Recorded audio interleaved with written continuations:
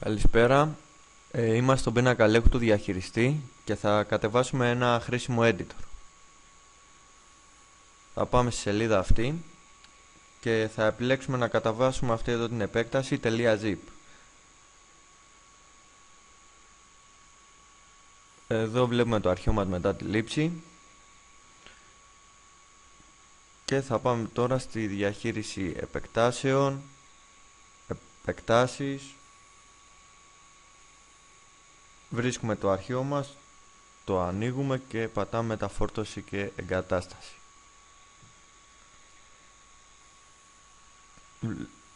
Βλέπουμε εδώ ότι η εφαρμογή εγκαταστάθηκε επιτυχώς και τώρα θα πάμε να προσθέσουμε περιεχόμενο στη σελίδα μας. Πάμε στη διαχείριση άρθρου, προσθήκη νέου άρθρου.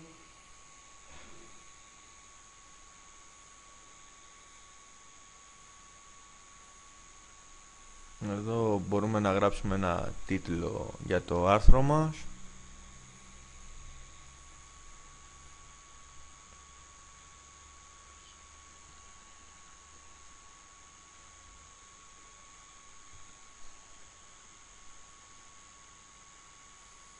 Όπως εδώ πληροφορίες για τυχείο.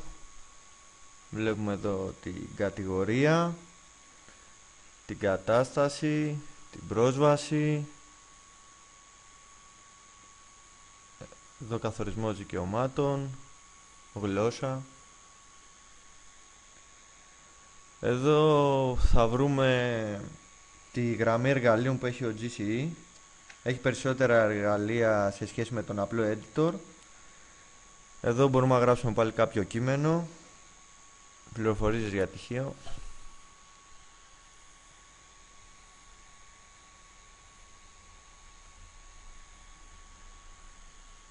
Και εύκολα μπορούμε να κάνουμε μορφοποίηση. Εδώ βάλουμε γραμματοσυρά και αριθμίση. Εδώ μπορούμε εύκολα να εισάγουμε και εικόνα εδώ, όπως θα δείτε. Θα ανοίξω ο φάκελος root και συγκεκριμένα ο images. Εκεί έχουμε αποθηκεύσει μια εικόνα με το όνομα αρχείος.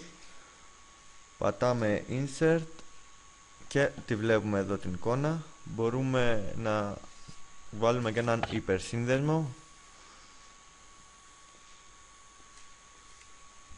Εδώ θα επιλέξουμε τη λέξη αρχείος, να κάνουμε ένα υπερσύνδεσμο εδώ με την Wikipedia. Αντιγράφουμε εδώ το URL. Πατάμε εδώ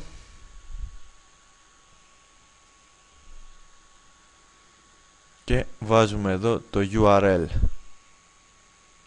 και τώρα θα πατήσουμε insert. Όπως βλέπετε εδώ πέρα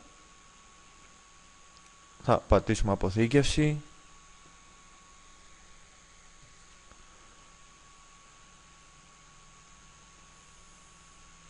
Πάμε τώρα.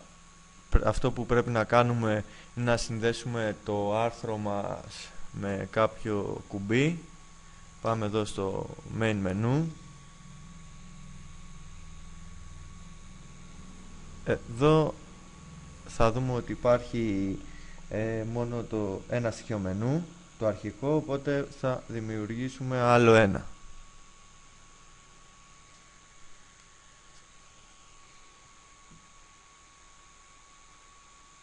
Εδώ θα επιλέξουμε το είδος του μενού που θα είναι.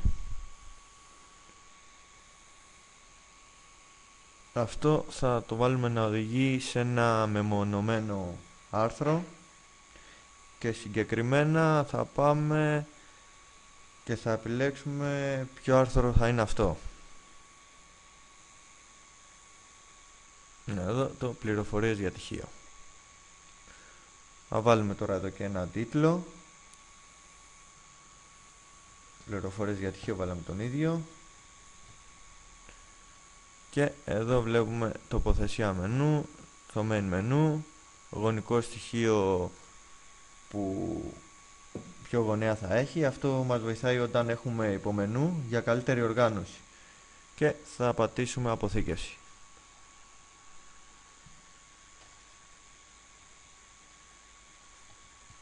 Πάμε τώρα εδώ προβολή στιγμιότοπου και να δούμε τι εμφανίζεται.